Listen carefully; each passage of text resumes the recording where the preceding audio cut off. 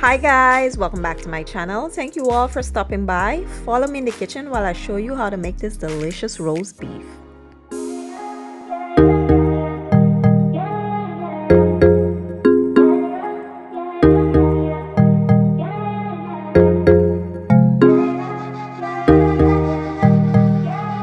So let's start by marinating our chuck roast beef. I have 2 chuck roast beef here. I went ahead and washed them and pat them dry.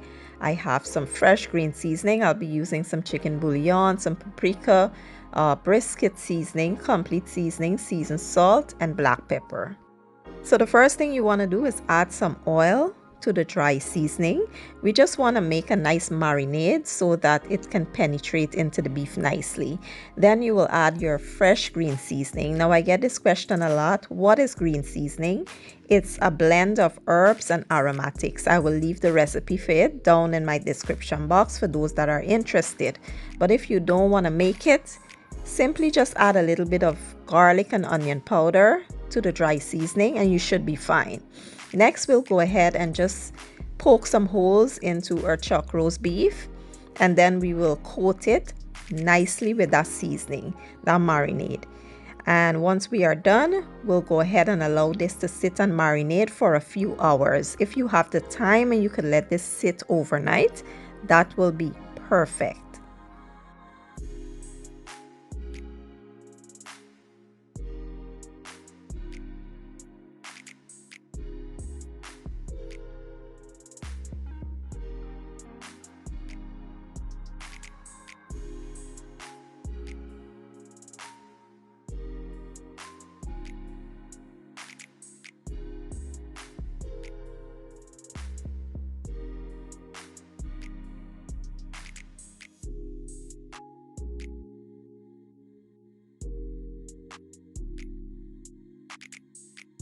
So I had a little marinade left and I decided to add it to the vegetables I'll be using. Here I have some celery, onions, bell peppers, and some carrots.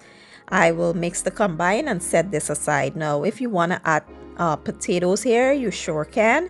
But I will be doing mashed potatoes to go with my roast. So that's why I didn't add the potatoes in here. But feel free to do what you prefer.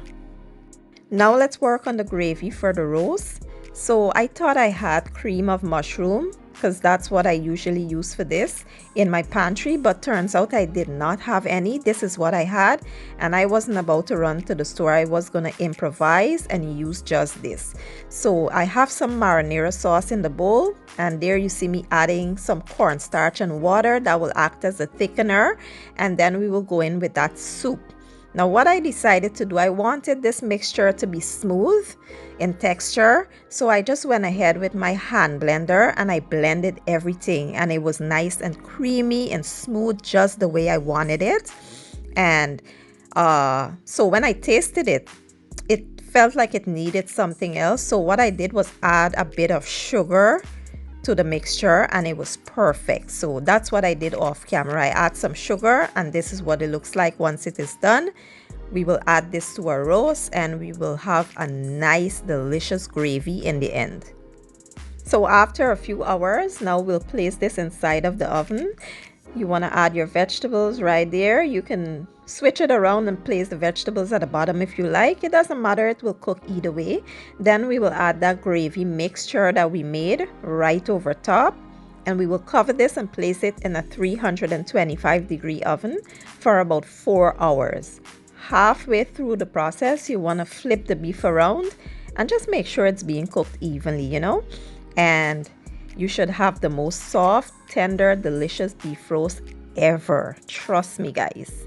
Amazing.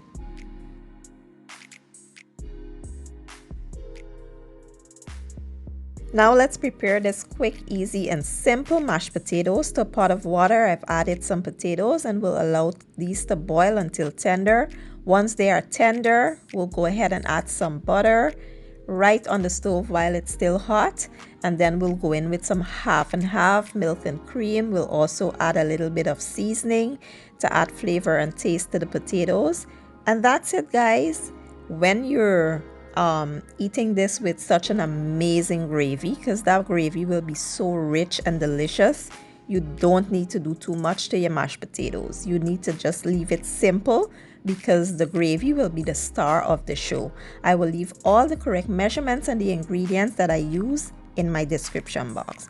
Once you are done, you want to place this into your serving dish and allow it to sit until we are ready for it later.